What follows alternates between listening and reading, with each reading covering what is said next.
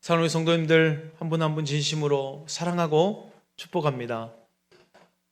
가정에서 온라인으로 또 일부 예배도 드리시고 또 2부 예배 가운데 함께 하시는 또 가정의 초소에서 예배 드리는 우리 성도님들 축복합니다. 3층에 또 소예배실에 함께하고 있는 성도님들 계실 텐데 항상 우리 예배 가운데 안전에 대해서 여러분 스스로도 잘 지켜주시고 교회도 최선을 다해서 방역하며 예배에 임하도록 하겠습니다. 우리가 어려움을 겪으면 이렇게 말하죠. 하나님 과연 내 고통을 알고 계시나 합니까? 나에게 왜 이런 고통을 주십니까? 왜 나입니까? 왜 다른 사람들은 저렇게 평안하게 지내는데 그 과정도 그렇게 순조롭게 가는 것 같은데 왜 나는 이렇게 힘들게 어렵게 고통과 고난 다 감내하면서 가야 됩니까? 라고 하셔야죠. 우리 그리스도인들이 믿음으로 고통을 감당하고자 한다 해도 결코 쉽지 않다는 거죠. 한 해 가운데 마지막 달입니다. 12월. 12월이 되면은 여러분 마음 가운데 어떤 마음이 드시나요? 내년을 기대하면서 뭔가 이렇게 소망이 넘칩니까? 아니면 지난 아쉬움이 많습니까? 여러분 표정을 보니까 지난 아쉬움이 많은 것 같아요. 저도 그래요. 조금만 잘할 걸. 이건 조금만 양보할 걸. 그 지난 것들에 대한 아쉬움이 너무 많아요. 12월 달이 되면 그러잖아요. 근데 참 감사하게 이 한 해의 12월이 되면 이 아쉬움이 가득한데도 우리에게 하나님이 축복의 선물을 준 게 있어요. 성탄절. 이 성탄절 때문에 이 지난 아쉬움이 기쁨과 감격과 감동으로 싹 덮여지는 것 같아요. 그래서 아쉬움과 감격과 기쁨이 교차하면서 이 12월이 되면은 이 감정들이 풍성해지는 것 같아요. 그러잖아요. 그런데 요즘은 이런 감정도 못 느껴요.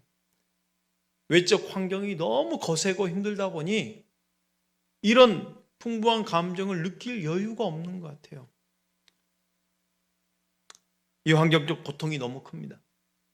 어떻게 이겨낼 수 있을까요? 결국은 하나님과 함께함으로 이길 수 있습니다.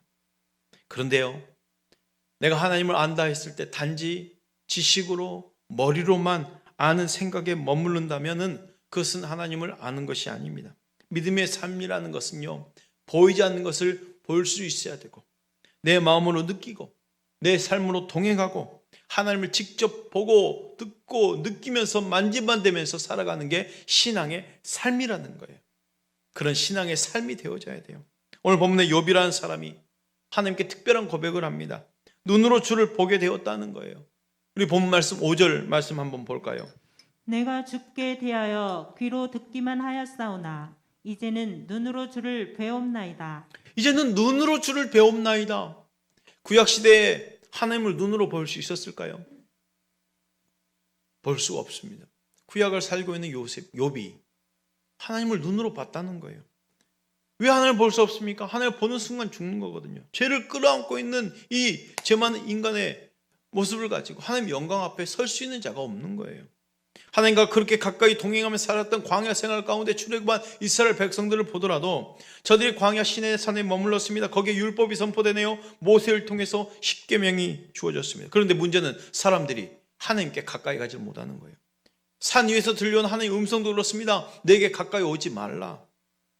왜요? 가까이 오면 이 경계를 넘어오면 죽을 수도 있다는 거예요.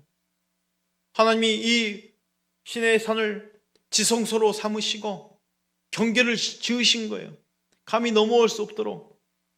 가까이 가면 죽는 거예요. 하나님 자기 백성들 앞에 태면 하나님은 어떤 하나님으로 보여졌을까요? 백성들은 두려움과 공포였어요. 하나님을 볼 수 없는 두려움, 하나님을 가까이 할 수 없는 공포. 감히 하나님을 볼 수 없었어요. 하나님께 가까이 가서 하나님을 본다는 것은 죽을 수밖에 없는 두려운 것인데 그럼에도 불구하고 오늘 본문의 욥은 하나님을 눈으로 봤다고 고백하고 있습니다. 어떻게 된 일일까요? 5절 말씀 다시 한번 볼까요? 내가 주께 대하여 귀로 듣기만 하였사오나 이제는 눈으로 주를 배옵나이다. 여기서 보았다고 하는데 무슨 의미일까? 내가 확실히 하나님을 경험했습니다. 내가 확실히 하나님을 알았습니다. 이제 내 이 고통과 고난 가운데 하나님을 원망하지 않고 하나님을 직접 경험했습니다. 하나님 만났습니다. 하나님을 보았다 고백하는 거예요. 영적인 눈이 열린 거죠. 지난 수요예배 때 히브리서에 있는 모세의 믿음을 가지고 제가 말씀을 나눴죠. 하나님의 백성과 함께 고난받기를 잠시 제약의 낙을 누리는 것보다 더 좋아하고, 누가? 모세가 하나님의 백성과 함께 고난받는 것을 잠시 제약의 낙을 누리는 것보다 더 좋아했다고 고백하고 있는데, 자기 민족과 함께라고 표현하지 않고 하나님의 백성과 함께라고 표현했어요. 실질적으로 보았을 때는 누굽니까? 애굽의 노예로 살고 있는 저 이스라엘 백성들, 자기 민족이에요. 그런데 그 이스라엘 백성, 애굽의 노예로 있는 이 백성들을 모세가 어떻게 보는 거예요? 하나님의 백성으로 보이는 거예요. 영적인 눈이 열리니까 하나님 백성인 거예요.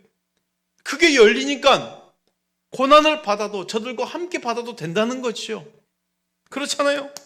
바로의 공주의 아들이라 칭함받기를 거절할 수 있는 게 바로 이런 영적인 눈이 보여지니까 하나님 백성과 함께 고난받기를 더 좋아했다는 거예요. 그것이 보여지니까 고난을 받더라도 하나님의 백성과 함께 하기를 원했다는 거예요. 사랑하는 성도 여러분, 우리에게도 이러한 눈이 열려지기를 축복합니다.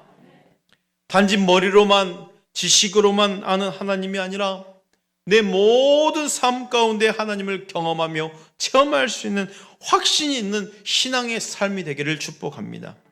욥이 하나님을 보았다는 것은 하나님에 대해서 확실히 경험했다는 거예요. 사랑하는 성도 여러분, 하나님에 대해서 확실한 경험을 하기 위해서는 가장 먼저 복음으로 말미암아 복음 안에서 주의 얼굴 보기를 사모해야 된다는 것입니다. 곧 있으면요, 성탄절이 다가와요. 성탄은 예수님이 태어나신 날입니다. 하나님이신 그가 육신의 몸을 입고 이 땅에 오신 거예요. 그래서 성탄의 가장 큰 축복이 뭘까요? 아까도 말씀드렸듯이 하나님을 볼 수 없는 그 무서움 가운데 하나님께서 육신의 몸을 입고 오셨다. 성탄의 가장 큰 축복은 하나님을 볼 수 있다는 거예요. 하나님을 볼 수 있다는 거예요.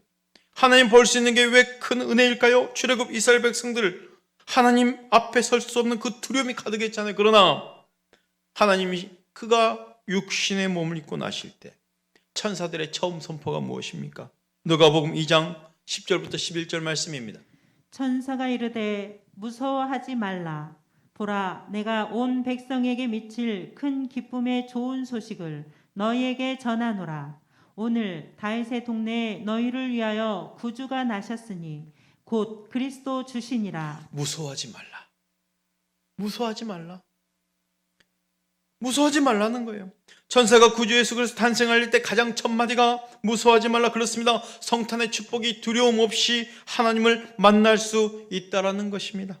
하나님, 우리가 하나님 만날 때 더 이상 두려움 가운데 멀리 떨어져서 있는 것을 원하지 않으셔요. 그래서 우리와 함께 영원히 함께 하시기 위해서 육신의 몸을 입고 오셨습니다. 하나님과 나와의 가로막힌 그 죄의 담을 허시고 어느 누구든지 하나님께 가까이 갈 수 있도록 길을 여신 거예요. 그래서 복음인 것입니다. 하나님이 이 땅에 육신의 몸을 입고 오셔서 사람과 연합하는 것이 우리에게 가장 기쁨의 소식인 거죠. 그럼에도 불구하고 이 복음을 받아들였는데도 왜 여전히 눈으로 보지 못한 신앙일까요? 욥의 고백처럼 내가 이제는 주님을 눈으로 봅니다 라고 말할 수 있어야 되는데 왜 우리는 그렇게 하지 못할까요? 자신의 경험과 지식의 한계 속에서 하나님을 만나려 하기 때문입니다. 욥이 고백하기를 내가 주께 대하여 귀로 듣기만 하였사오나, 지금까지 귀로 듣기만 했다는 거예요. 이제는 눈으로 주를 배웁니다 라는 이 문장을 보더라도 알 수 있겠죠.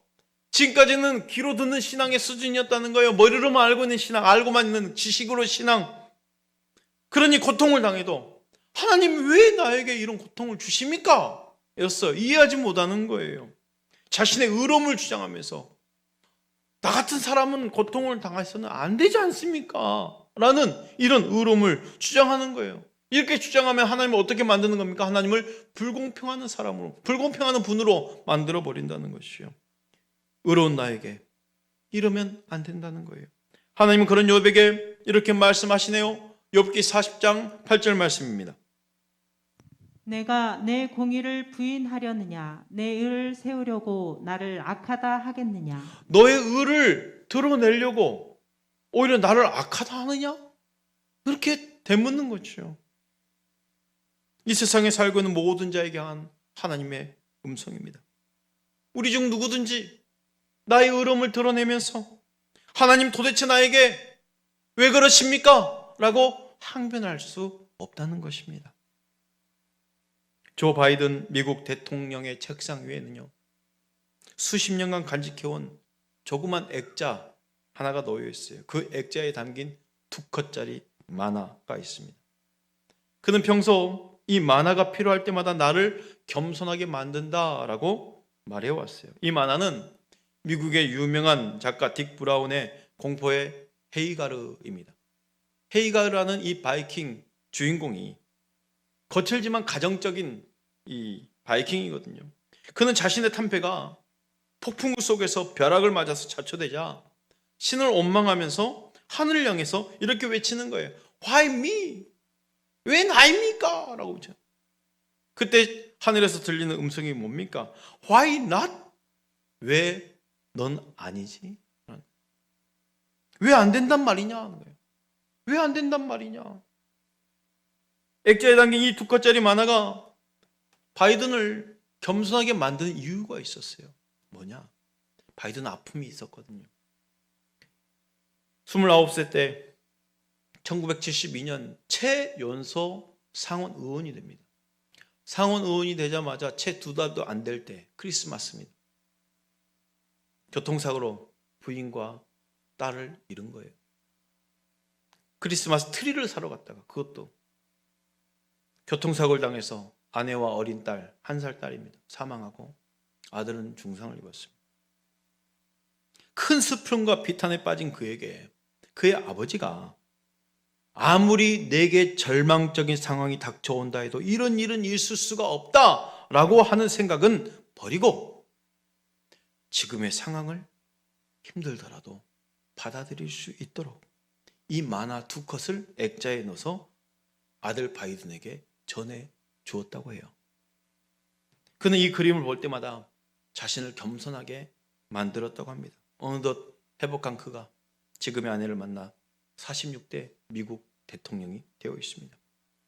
그와 같은 엄청난 사고를 당한 사람이라면 누구나 왜 나에게 이런 일을, 왜 나에게 이런 가슴 아픈 일을 당해야 됩니까? 하면 불평의 마음을 가질 수 있죠. 그렇다고 해서 우리 삶이 무조건 좋은 환경만 가득해야 된 것, 이것을 당연하게 생각해 버리면 하나님은 어떻게 만들어 버립니까? 하나님은 나에게 대해서 불공평한 분으로 치부할 수 있다는 거예요. 이제까지 욥은 하나님을 바르고 경건하게 섬겨왔지만 고난당하기 이전의 모습이었어요. 자기 의로움과 그로 인해 하나님의 축복이 당연하다라고 생각할 수 있습니다. 그게 나쁘다는 것이 아니죠. 단지 그의 신앙이 어떤 신앙이었다는 거예요? 머리로만 알고 있는 신앙, 귀로만 듣는 수준이었다는 거예요. 이제 비로소 내가 하나님을 봅니다 라고 고백한 이전에 그 모습이었다는 거예요. 중요한 것은요, 사람들은 얼마나 자주 쓰러졌는지가 아니고 얼마나 빨리 일어설 수 있는가를 집중해야 된다는 거예요. 지식으로만 알던 하나님을 진짜 눈으로 본받을 수 있도록 온 마음과 온 몸으로 체험을 할 수 있어야 됩니다. 그런 욥이 고난 가운데서 깨닫고 이제 하나님께 이러한 기도를 하는 거예요. 4절 말씀 볼까요? 내가 말하겠사오니 주는 들으시고 내가 주께 묻겠사오니 주여 내게 알게 하옵소서. 아멘. 사랑하는 성도 여러분, 내가 기도하면 하나님은 들으십니다. 나에게 말씀해 주십니다. 이렇게 하나님을 느낄 수 있는 거예요.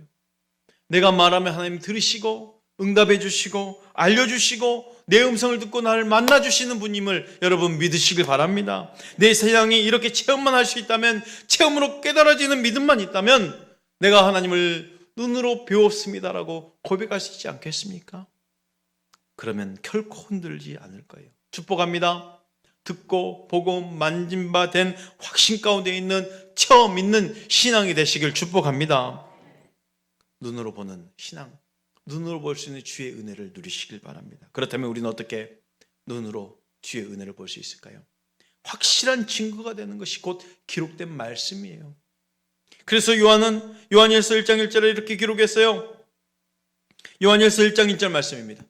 태초부터 있는 생명의 말씀에 관하여는 우리가 들은 바요 눈으로 본 바요 자세히 보고 우리의 손으로 만진 바라. 요한은 자신이 그리스도에 관해서 들었던 것을 지금을 살고 있는 우리에게도 똑같이 듣고 있다라고 말해주고 있어요. 들은 바요라고 말하는 이유가 뭡니까? 자신이 과거에 직접 예수님께로부터 들은 그 내용을 현재까지도 생생히 남아 있음을 표현하기 위함이에요. 자신이 듣고 기록한 성경을 통해서 예수의 말씀을 듣는 우리도 동일하게 요한과 마찬가지로 생생하게 주의 말씀을 듣고 있다라고 말하는 거예요. 우리가 주의 말씀을 듣는다라면 볼 수도 있음을 믿으시길 바랍니다.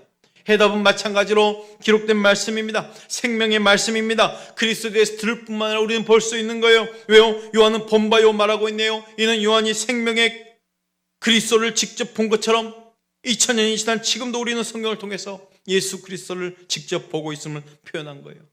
우리는 말씀을 통해서 주님의 그 물 위에 걷는 그 장면을 볼 수 있는 것이고, 이 말씀을 통해서 오병이어의 기적의 역사, 눈문 자를 보게 하고 앉은 자를 일으키시고, 또한 십자가에 못 박히시고 죽으셨다가 부활하신 그 하늘로 올라가신 그리스도를 지금 우리는 기록된 말씀과 함께 믿음의 눈을 열어 보고 있다는 겁니다. 사랑하는 성도 여러분, 우리 예수님을 눈으로 본 바요, 귀로도 듣고 손으로 만진 바 된 부인할 수 없는, 의심할 수 없는 견고한 신앙의 자리에까지 이르시기를 축복합니다. 욥은 하나님 앞에 자기의 죄를 깨닫고 회개함으로써 하나님 앞에 나아간다고 고백하고 있어요. 오늘 본 마지막 6절 말씀 볼까요? 그러므로 내가 스스로 거두어드리고 티끌과 제 가운데에서 회개하나이다. 욥은 자신이 전에는 하나님에 대해서 귀로만 듣기만 했는데 이제 눈으로 하나님을 배웁는다고 고백했습니다. 이는 그가 고난을 통해서 하나님을 더 깊이 알게 되었다는 것을 의미해요. 욥이 갑자기 당한 이 재앙이 자신에게는 어떤 것이며 하나님의 뜻이 무엇인지는 알 수 없었어요. 나중에는 깨닫게 되죠. 그는 자신이 옳다고 생각하면서 내뱉었던 그 말들에 대해서 부끄러움을 느꼈습니다. 깨달은 그가 이제 고백합니다. 티끌과 제 가운데 앉아서 내가 회개하나이다. 여러분, 우리가 욥의 재앙을 통해서 하나 알아야 될, 염두에 둘 사실은 뭐냐? 이 재앙이 겪은 것은 그의 죄 때문이 아니라는 거예요. 우리가 알고 있잖아요. 그의 죄 때문에 재앙이 닥친 게 아니라는 거예요. 그럼 뭐예요? 욥이 지금 이 회개는 어떤 회개일까요? 그에게 당한 이 고난은요, 인간은 이해할 수 없는 오직 하나님의 주권적인 섭리이기 때문에 그건 어떻게 설명할 방법이 없어요. 하나님의 섭리일 뿐이에요. 주권이에요. 욥의 회개는 뭡니까? 내 죄로 인해서 재앙이 왔던 것을 회개하는 것이 아니라 하나님 앞에 섰더니 재앙과 상관없이 나는 죄인이구나, 이걸 인정한 거예요. 그래서 하나님을 더 깊이 발견하고 본 거죠. 하나님, 나는 죄인이었습니다 라고 고백할 수 있는 거예요. 사랑하는 성도 여러분, 우리 오늘 예배 가운데 하나님의 전전 앞에 설 때 하나님 앞에서 죄인인 나를 발견하시길 바랍니다. 그래야 회개의 열매에 풍성히 맺어 하나님의 자녀답게 살아가시길 축복합니다. 내가 지금까지 귀로 듣는 지식의 하나님이 아니라 내 삶의 모든 곳에서 하나님을 체험할 수 있는 우리의 믿음 되시기를 바랍니다. 12월 2021년 마지막 달을 보내는 이 달이 아쉬움이 진하게 남을 수 있지만 그래도 우리에게 성탄이 다가온다는 것을 본다면 하나님, 우리에게도 이런 아쉬움을 다 덮을 수 있는 기쁨과 축복과 감격이 넘치게 하옵소서. 내가 눈으로 보고 듣고 본바되고 만진바된 체험 있는 신앙으로 살아가게 하옵소서. 이렇게 임하기를 축복합니다.